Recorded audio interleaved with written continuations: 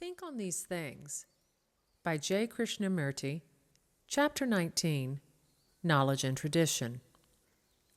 I wonder how many of you noticed the rainbow last evening. It was just over the water, and one came upon it suddenly.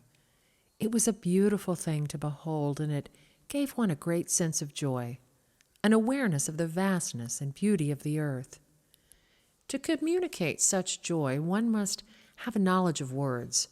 The rhythm and beauty of right language, mustn't one? But what is far more important is the feeling itself, the ecstasy that comes with the deep appreciation of something lovely. And this feeling cannot be awakened through the mere cultivation of knowledge or memory. You see, we must have knowledge to communicate, to tell each other about something, and to cultivate knowledge there must be memory. Without knowledge, you cannot fly an airplane. You cannot build a bridge or a lovely house. You cannot construct great roads, look after trees, care for animals, and do the many other things that a civilized man must do. To generate electricity, to work in the various sciences, to help man through medicine, and so on. For all this, you must have knowledge, information, memory, and in these matters, it is necessary to receive the best possible instruction. That is why it is very important that you should have technically first-class teachers to give you right information and help you to cultivate a thorough knowledge of various subjects. But, you see, while knowledge is necessary at one level, at another level it becomes a hindrance. There's a great deal of knowledge available about physical existence, and it is being added to all the time. It is essential to have such knowledge and to utilize it for the benefit of man. But is there not another kind of knowledge which, at the psychological level, becomes a hindrance to the discovery of what is true? After all, knowledge is a form of tradition, is it not? And tradition is the cultivation of memory. Tradition in mechanical affairs is essential, but when tradition is used as a means of guiding man inwardly, it becomes a hindrance to the discovery of greater things. We rely on knowledge, on memory, in mechanical things and in our everyday life. Without knowledge, we would not be able to drive a car. We would be incapable of doing many things. But knowledge is a hindrance when it becomes a tradition, a belief which guides the mind, the psyche, the inward being, and it also divides people. Have you noticed how people all over the world are divided into groups calling themselves Hindus, Muslims, Buddhists, Christians, and so on? What divides them? Not the investigation of science, not the knowledge of agriculture, of how to build bridges or fly jet planes. What divides people is tradition, beliefs which condition the mind in a certain way. So knowledge is a hindrance when it has become a tradition which shapes or conditions the mind to a particular pattern, because then it not only divides people and creates enmity between them, but it also prevents the deep discovery of what is truth, what is life, what is God. To discover what is God, the mind must be free of all tradition, of all accumulation, of all knowledge which it uses as a psychological safeguard.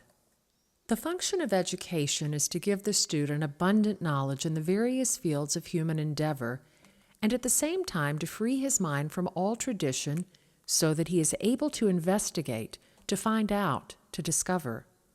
Otherwise, the mind becomes mechanical, burdened with the machinery of knowledge. Unless it is constantly freeing itself from the accumulation of tradition, the mind is incapable of discovering the supreme, that which is eternal. But it must obviously acquire expanding knowledge and information so that it is capable of dealing with the things that man needs and must produce. So knowledge, which is the cultivation of memory, is useful and necessary at a certain level, but at another level, it becomes a detriment. To recognize the distinction, to see where knowledge is destructive and has to be put aside, and where it is essential and to be allowed to function with as much amplitude as possible, is the beginning of intelligence. Now, what is happening in education at the present time? Well, you're being given various kinds of knowledge, are you not? When you go to college, you may become an engineer, a doctor, or a lawyer. You may take a PhD in mathematics or in some other branch of knowledge. You may study domestic science and learn how to keep house, how to cook, and so on. But nobody helps you to be free of all traditions so that from the very beginning your mind is fresh, eager, and therefore capable of discovering something totally new all the time. The philosophies, theories, and beliefs which you acquire from books and which become your tradition are really a hindrance to the mind, because the mind uses these things as a means of its own psychological security and is therefore conditioned by them. So it is necessary both to free the mind from all tradition and at the same time to cultivate knowledge, technique, and this is the function of education. The difficulty is to free the mind from the known so that it can discover what is new all the time. A great mathematician once told of how he had been working on a problem for a number of days and could not find the solution. One morning, as he was taking a walk as usual, he suddenly saw the answer. What had happened? His mind, being quiet, was free to look at the problem, and the problem itself revealed the answer. One must have information about a problem, but the mind must be free of that information to find the answer. Most of us learn facts, gather information or knowledge, but the mind never learns how to be quiet, how to be free from all the turmoils of life, from the soil in which problems take root. We join societies, adhere to some philosophy, give ourselves over to a belief, but all that is utterly useless because it does not solve our human problems. On the contrary, it brings greater misery, greater sorrow. What is needed is not philosophy or belief, but for the mind to be free to investigate, to discover, and to be creative. You cram up to pass examinations. You gather a lot of information and write it all out to get a degree, hoping to find a job and get married. And is that all? You've acquired knowledge, technique, but your mind is not free. So you become a slave to the existing system, which really means that you're not a creative human being. You may have children, you may paint a few pictures or write an occasional poem, but surely that is not creativeness. There must first be freedom of the mind for creativeness to take place, and then technique can be used to express that creativeness. But to have the technique is meaningless without a creative mind, without the extraordinary creativeness which comes with the discovery of what is true. Unfortunately, most of us do not know this creativeness because we have burdened our minds with knowledge, tradition, memory, with what Shankara, Buddha, Marx, or some other person has said. Whereas if your mind is free to discover what is true, then you will find that there comes an abundant and incorruptible richness in which there is a great joy. Then all one's relationships with people, with ideas, and with things have quite a different meaning. Questioner: will the naughty boy change through punishment or through love? Krishnamurti: what do you think? Listen very carefully to the question. Think it out. Feel it out. Will a naughty boy change through punishment or through love? If he changes through punishment, which is a form of compulsion, is that change? You are a bigger person. You have authority as the teacher or the parent, and if you threaten him, frighten him, the poor chap may do as you say, but is that change? Is there change through any form of compulsion? Can there ever be change through legislation, through any form of fear? And when you ask if love will bring about a change in the naughty boy, what do you mean by that word love? If to love is to understand the boy, not to change him, but to understand the causes that are producing naughtiness, then that very understanding will bring about in him the cessation of naughtiness. If I want to change the boy so that he will stop being naughty, my very desire to change him is a form of compulsion, is it not? But if I begin to understand why he is naughty, if I can discover and eradicate the causes that are producing naughtiness in him, it may be wrong food, a lack of sleep, want of affection, the fact that he's being teased by another boy, and so on, then the boy will not be naughty. But if my desire is merely to change the boy, which is wanting him to fit into a particular pattern, then I cannot understand him. You see, this brings up the problem of what we mean by change. Even if the boy ceases to be naughty because of your love for him, which is a kind of influence, is that real change? It may be love, but it's still a form of pressure on him to do or be something. And when you say a boy must change, what do you mean by that? Change from what to what? From what he is to what he should be? And if he changes to what he should be, has he not merely modified what he was, and therefore it is no change at all? To put it differently, if I am greedy and I become non-greedy because you in society and the sacred books all tell me that I must do so, have I changed? Or am I merely calling greed by a different name? Whereas if I am capable of investigating and understanding the whole problem of my greed, then I shall be free of it, which is entirely different from becoming non-greedy. Questioner: how is one to become intelligent? Krishnamurti: the moment you try to become intelligent, you cease to be intelligent.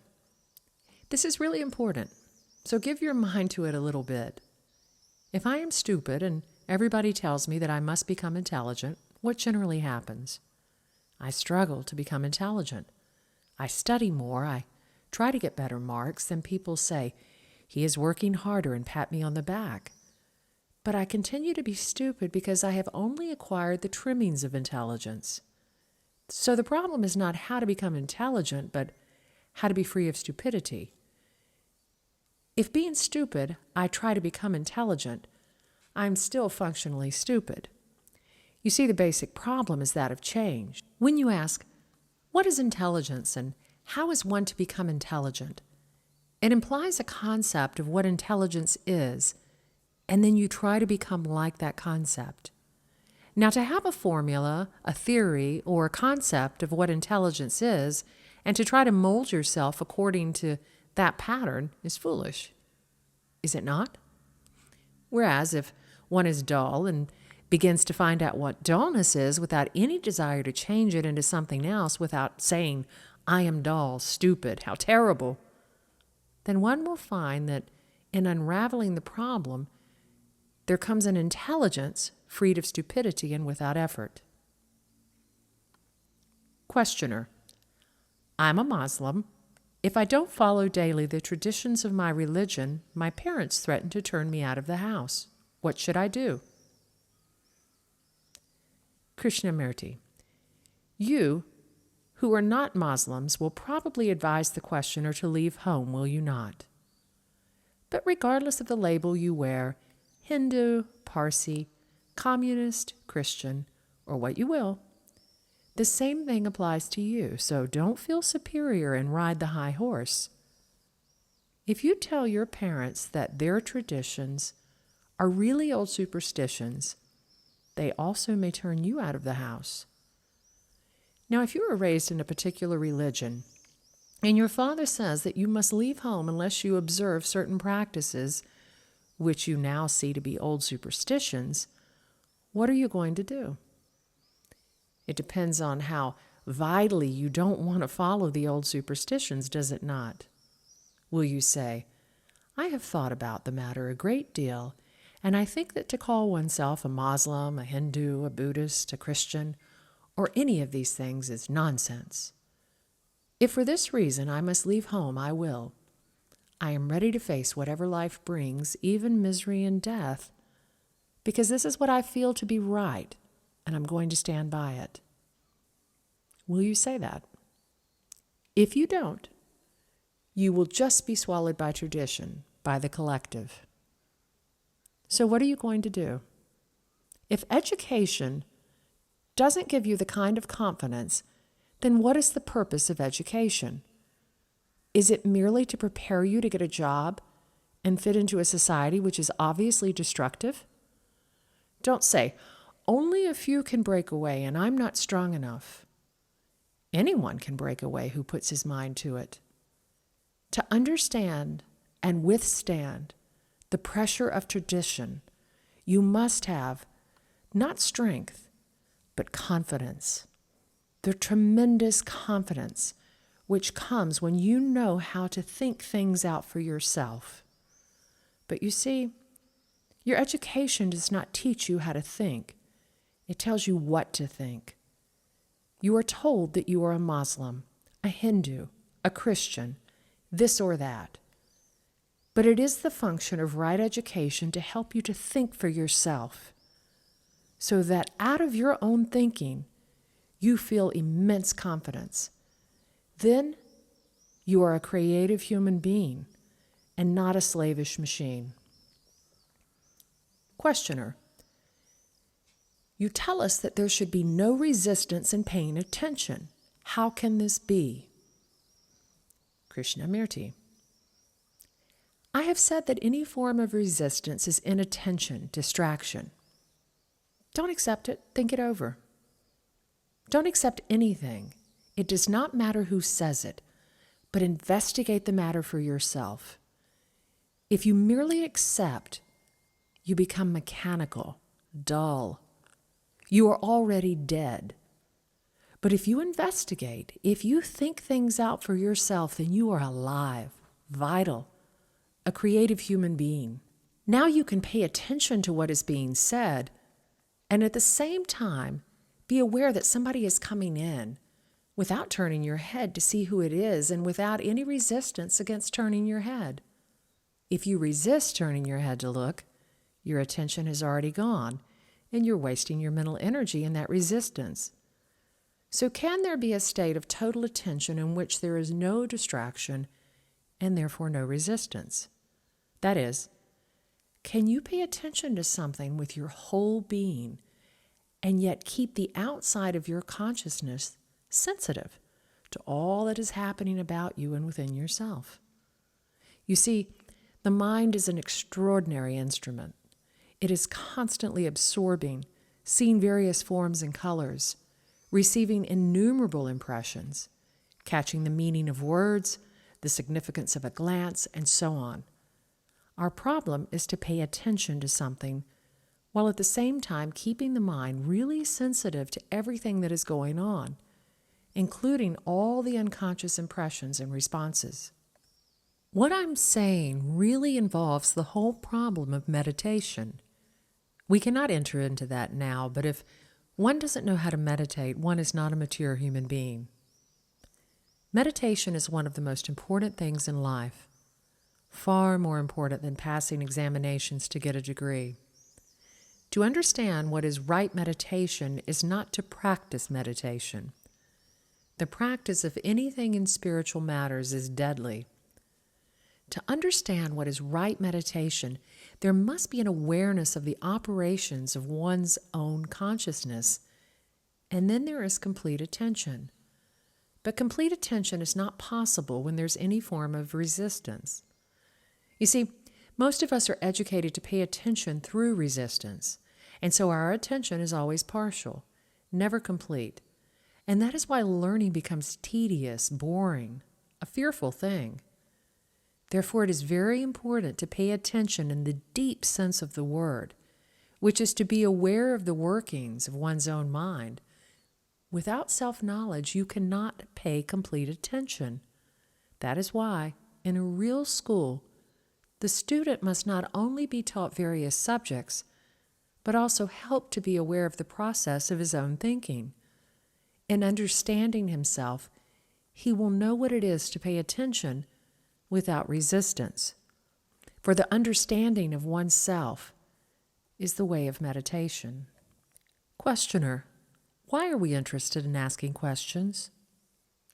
Krishnamurti: very simple. Because one is curious. Don't you want to know how to play cricket or football or how to fly a kite? The moment you stop asking questions, you're already dead, which is generally what has happened to older people.